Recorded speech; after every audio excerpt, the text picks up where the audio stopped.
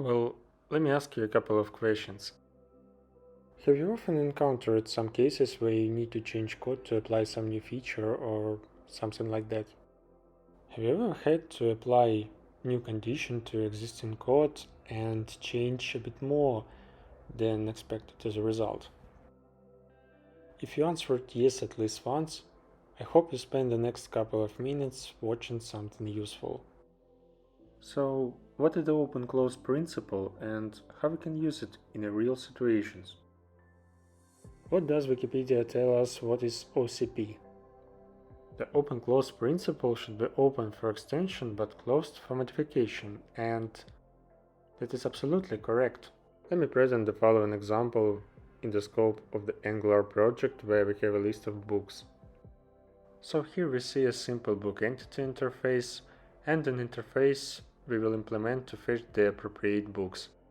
The service itself, which will give us the books, will look like this.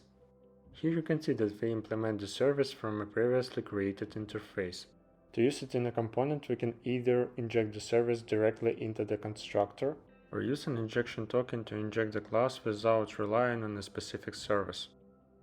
In order to inject a service with an injection token, we need to create a new instance of the class and provide it in the model where we use the component to display data. It all looks and works great, but what if we need to make getting filtered books, for example, by the color of the cover? Of course, we could modify the service interface and add a new method that would potentially give us filtered books. But then we would need to modify the service that implements that interface. And in this case, it is the main problem. There can be several such classes, and each of them must be potentially modified according to the changes in the interface. In my opinion, it is in this situation the open-close principle is best manifested. Our changes have entailed changes in other parts of the code, which shows a violation of the open-close principle. Let me briefly show you which of the many solutions to this problem can be applied. Instead of adding a new method to an interface that other services implement, we can create the new class for this task and then apply it where we need.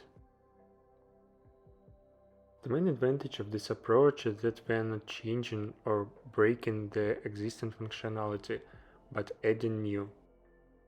I'm really grateful that you watched the video all the way to the end. Thank you so much, and let's keep in touch.